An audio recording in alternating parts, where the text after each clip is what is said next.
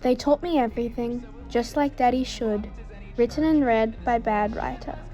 Chapter 2. Have fun, and as always, comments and constructive criticism are always wanted.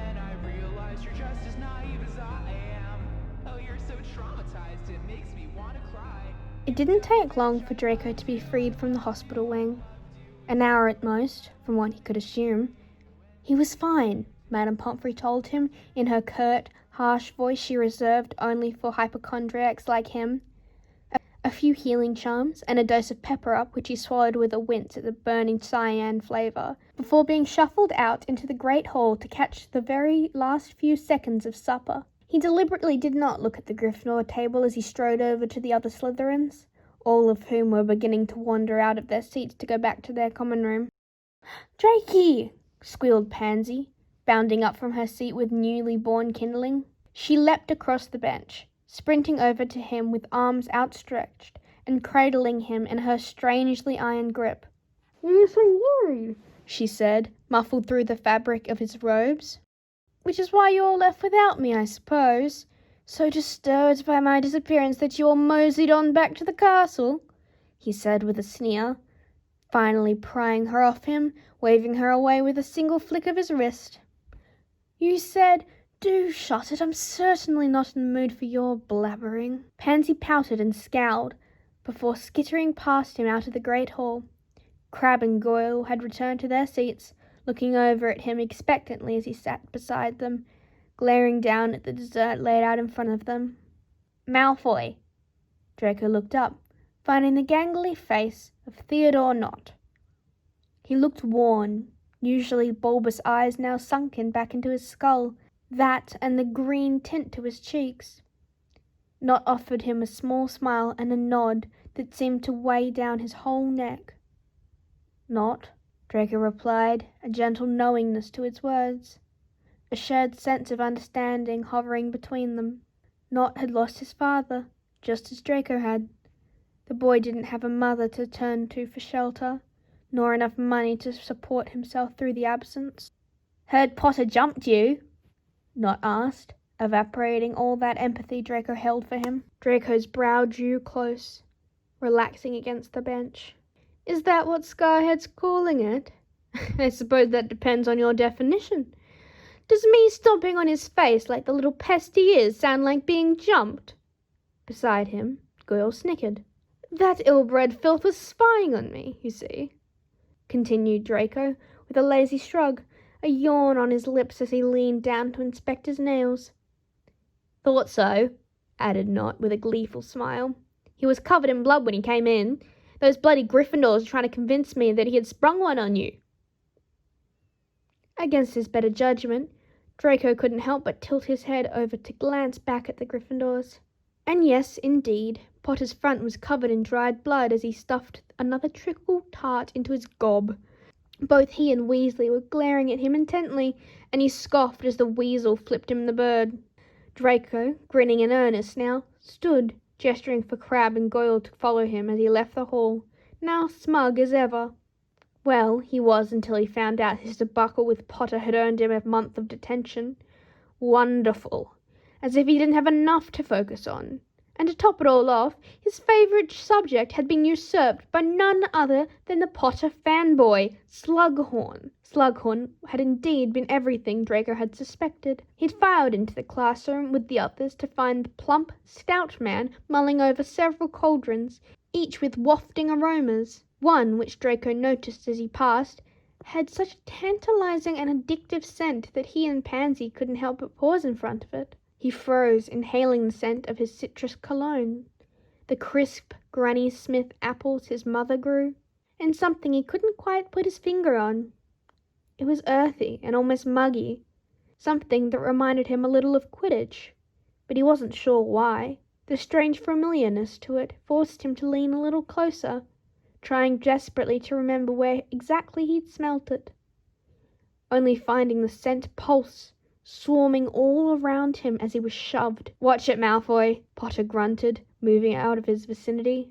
as the smell announced itself like an ear-splitting siren. Flushing profusely, he grabbed Pansy by the arm and pulled them both to the furthest bench away from that potion, clearing his mind just like Aunt Bella had taught him as he sunk into his seat. Yes, it was not a new discovery. Draco was uncomfortably aware of his physical attraction to the famed Chosen One. He was not stupid, nor would he kid himself on how his own body betrayed him when it came to Potter. Not that it meant anything, of course. Quite the opposite. He'd had all of last year to truly experiment with his sexuality, and he enjoyed it quite a bit, solidifying the notion that the slight gravitation to Potter was simply just a product of his already confused sexuality. He liked blokes, and Potter was just another relatively fit bloke. That was all. Still, the reminder always unsettled him quite a bit. Draco, by the end of the disastrous lesson, had come to the conclusion that he was currently in the worst week of his life. Slughorn was an utter fool who worshipped not only bloody Potter, but his pet Mudblood too. To add to that, not only had he snubbed Malfoy, he had also been blind enough to believe that Potter deserved that luck potion. Potter, who was dreadful at potions, had just grinned and shrugged like he hadn't swindled the whole class. Not to mention, out of everybody in that bloody class, Draco deserved that potion the most. He needed a bit of luck with his tasks. And then, finally, not only was he not allowed to spend the afternoon working on that ruddy cabinet, no, he was to spend his afternoon cleaning the DADA classroom, with none other than that idiot Potter. He wouldn't even be surprised if someone was plotting to kill him. Not the other way around. Snape had escorted them both inside, shook his head, and with a whirl of his ankle-length black robes, left them to their devices. It was quite simple, really. Shelving and reshelving old books, moving desks back into their usual uniform pattern, casting a cleaning charm on a few particularly dusty antique portraits. Potter was quiet for most of it, only grumbling to himself occasionally that I bloody helped Malfoy, and he's still punishing me. Still, his quiet musings were not particularly a nuisance. Draco's mind was too busy pondering about that cabinet in the Room of Requirement. That was the simplest of his two tasks, and the one that didn't make his stomach ache to think about, though the slight reminder of the impossible assignment left him jittery and feeling rather ill. He stilled as he felt the panic wash over him before he sighed, blinking and clearing his mind all at once. "How'd you do it?" he said, finally into the silence. Potter turned to him from beneath one of the desks, where Snape had tasked him with picking off all the gum by hand. "Do what?" he asked, knocking his head on the wood as he tried to stand back up. "Trick Slughorn. He seems like a predictable dolt. I doubt you'd even have trouble doing it. I'm just curious how you did it is all." "I didn't," said Potter with a scowl, arms folded as his green eyes bored into Draco incredulously. "Of course you did, Potter.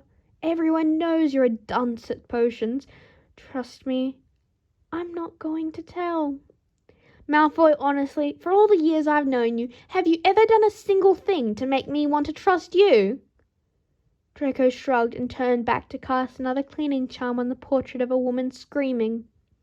"It was worth a shot. And I didn't cheat, by the way," added Harry, still staring at him. "Sure you didn't, Potter." "I didn't!" Draco snickered at Potter's sudden outburst. He was always so easy to rile up that Draco didn't even need to try half the time. Not that pissing him off wasn't buckets of fun in itself. "Don't fret, Potty. Sluggy's nose is so far up your ass that he wouldn't even believe me if I had proof." Then Potter made a bizarre sound, so strange in fact, that Draco nearly dropped his wand in shock. He'd heard Potter laugh before, of course. Always that cold, snotty, goody-two-shoes laugh whenever he or Weasel said something they thought was witty. The sound Harry had made had not been that. It'd been shy, soft, but so incredibly warm. "Yeah, Slughorn's a pretty weird bloke, isn't he? I'm glad, at least, that I'm not the only one who thinks trying to collect students is a tad creepy." "Yes, well, not to mention that the man is about as blind as a bat when it comes to taste." Picking out a bunch of nitwits to join his little club. Full offence, he sneered, but couldn't help the way his lip twitched upwards. Of course, Malfoy, because anyone who isn't you is garbage, right? Exactly! And when he said that, he was probably smiling, matching Harry's bemused grin. Plus, your mate Zabini is in the Slug Club, and Slughorn himself was a Slytherin. Draco snorted. Zabini is not my mate. He's just fit, that's all. And I'll have you know, Slytherin does have the ability to pop out a few pinheads every now and again. Sure, it's at a lower frequency than Gryffindor's, but still. Harry gawked and blinked a few times before coming back to himself.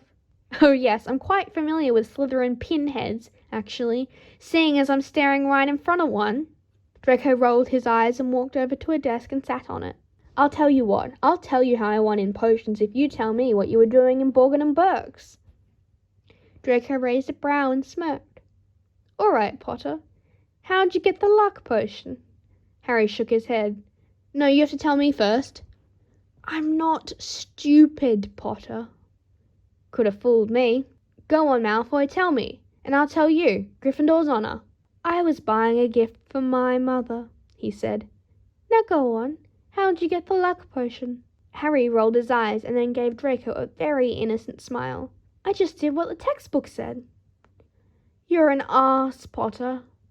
And Draco turned back to the wall of ghastly portraits, though he couldn't ignore the thought in the back of his mind telling him that had been the longest he and Potter had ever spoken without one of them being hexed by the other.